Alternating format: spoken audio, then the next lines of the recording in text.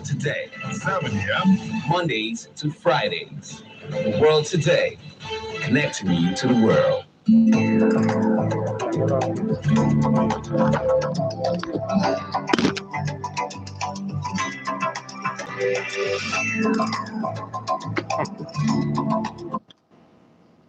The time is 7 o'clock. Good morning and thanks for staying with us. This is The World Today on RoyalFM 95.1 Ilorin.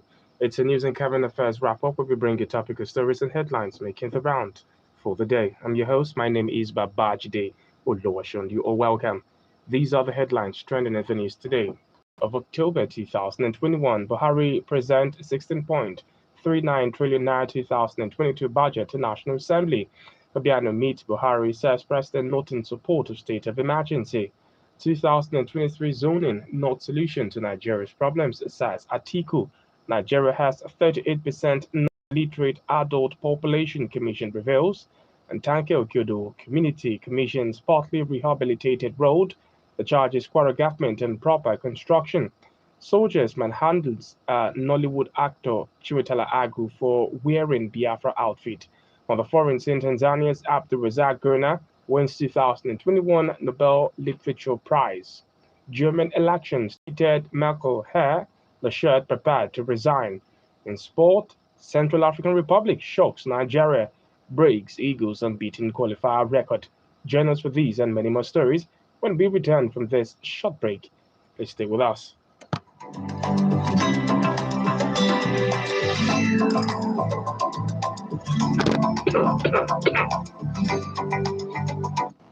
And you're welcome back from that short time out to the stories now in detail. President Muhammadu Buhari has presented the 2022 appropriation bill to the National Assembly for approval. It is estimated at 16.39 trillion naira. Buhari, who arrived at the National Assembly complex in the company of governors, ministers, and heads of federal government agencies, tagged the 2022 appropriation bill as budget of economic growth and sustainability. The president stated that the budget is designed to build on the achievement of previous budget.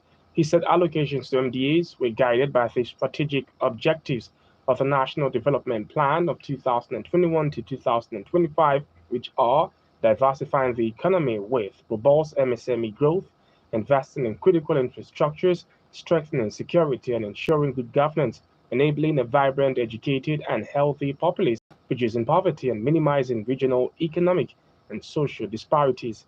The Senate President Ahmed Lawan said the National Assembly is committed to passing the 2022 appropriation bill before the end of this year. Anambra State Governor Willie Obiano on Thursday met with President Muhammadu Buhari at the presidential villa in Abuja to discuss the forthcoming governor election in the state. Speaking with the State House correspondent after the meeting, the governor said he reported the Attorney General of the Federation and Minister of Justice, Abubakar Malami San, to the president over the minister's pronouncement that the federal government might declare a state of emergency in Anambra to ensure that the November 6th governorship election in the state takes place. Obiano meets Buhari, says president not in support of state of emergency. The Independent National Electoral Commission INEC on Thursday also released a final list of candidates for the Anambra governorship election, slated to hold on November 6, 2021.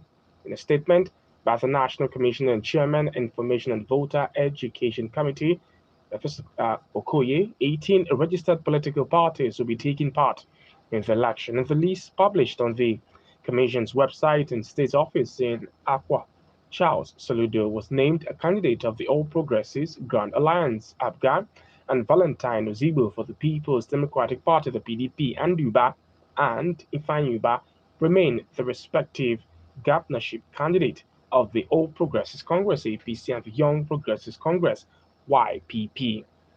Former Vice President Atiku Abubakar says where the president comes from has never been the solution to the series of problems facing the nation. He stated that the next president can come from any region as his party, the PDP, moves to reclaim power at the center in 2023.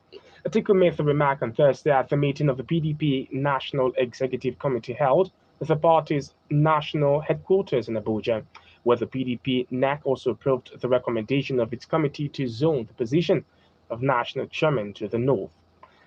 Also, the National Commission for Mass Literacy, Adult and Non-Formal Education, NMEC, on Thursday said Nigeria has 38% non-literate adult population. The revelation came just as the country is faced with an estimated 6.9 million out-of-school children. The executive secretary of the commission, Professor Akpama Simon Ibo, made the revelation. The 2021 International Literacy Day celebration in Abuja described the development as not only frightening but also embarrassing to the country. Nigeria has 38% non-literate adult population.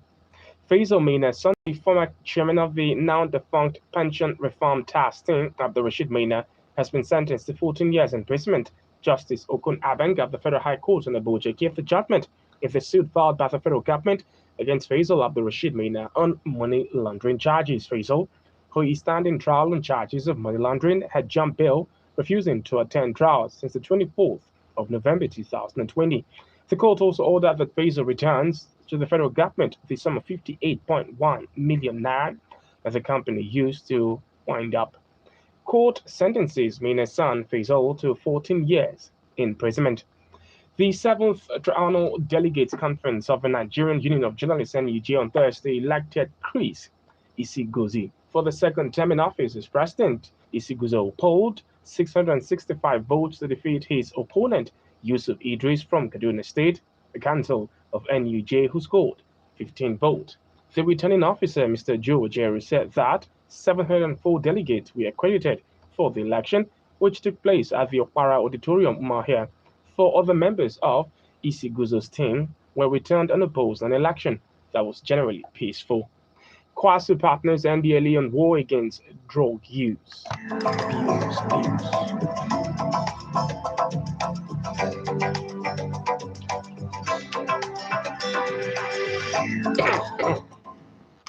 The Kwara State University, Kwasu in Malaysia, has stated its readiness to partner the National Drug Law Enforcement Agency NDLE on the war against drug abuse. Vice Chancellor of the institution, Professor Mustafa Kambi, said this when receiving the award of War Against Drug Abuse WADA ambassador conferred on him by the agency. Receiving the award at the NDLE office on Thursday, Akambi, a professor of law, appreciated the management of the NDLE and urged the agency not to relent in its effort at ensuring that the issue of drug abuse was reduced to the barest minimum, if not totally eradicated.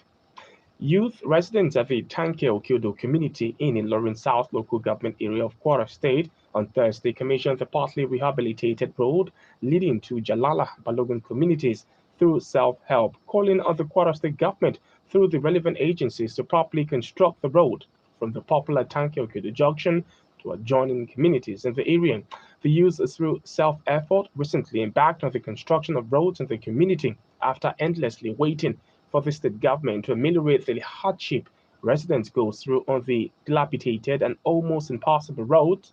Ainde Isiak and Latif Ishola, who are youth leaders in the area, agreed in several interviews that every citizen has the right to be involved in any development activity that is targeted towards meeting the felt needs of their community rather than wait endlessly for government intervention. Soldiers in Onisha, Anambra State, has manhandled Nollywood actor Chiwetala Agu for wearing an outfit with Biafra inscriptions in the viral video. A 65-year-old Chiwetalu Agu is seen around Upper Iweka Bridge donning the Biafra outfit and walking near a green bus when 2 armed soldiers wrestled him to the ground and dragged him. It was also gathered that the actor was in Onisha on a charity mission where he regularly gives the less privileged with food items when he was arrested by soldiers. Other foreigners in Tanzania-born novelist Abdul Razak Gurnah, whose work touches on colonialism and refugee life, won the Nobel Literature Prize. The Swedish Academy said Gurnah, who grew up on the island of Zanzibar but came to England as a refugee at the end of the 1960s, was honored for his uncompromising and compassionate penetration of the effect of colonialism and the fate of the refugee in the gulf between cultures and continent. The leader of Germany's Conservatives, Armin Laschet, has announced a party congress next week, indicating he is ready to step down. Mr. Laschet was picked to replace Angela Merkel as chancellor, but presided over the worst of her election defeat. The Conservatives lost to the centre-left Social Democrat 11 days ago. The level of the Central African Republic saw off an uninspiring Super Eagles of Nigeria 1-0 with the World Cup qualifiers at the Testing Balogun Stadium on Thursday. Carl Namganda's late strike was all the visitors needed to check Nigeria's progress in the group, helping Raul Savo's man grab a crucial win on the road, which is also their first win at the group stage. Newcastle United under new ownership was a £300 million deal led by a Saudi Arabian consortium being completed as Mike Ashley's 14-year tenure at St James's Park comes to a close. The Premier League have released an official statement confirming that the takeover has been completed. Saudi-led group completes £300 million Newcastle takeover. And that's where we draw the curtains on today's edition of The World Today on RoyalFM 95.1. The Lorraine was compiled and edited by Taiwo Adediran. For advert details, kindly call our sales and marketing office on the numbers 0810 8501 372 or 0810 8501 373. Join us next week for a better and a more exciting package. My name is Babajide Oluwashun. Wishing you a wonderful day. Good morning to you. Keep listening to RoyalFM 95.1 Ilorin.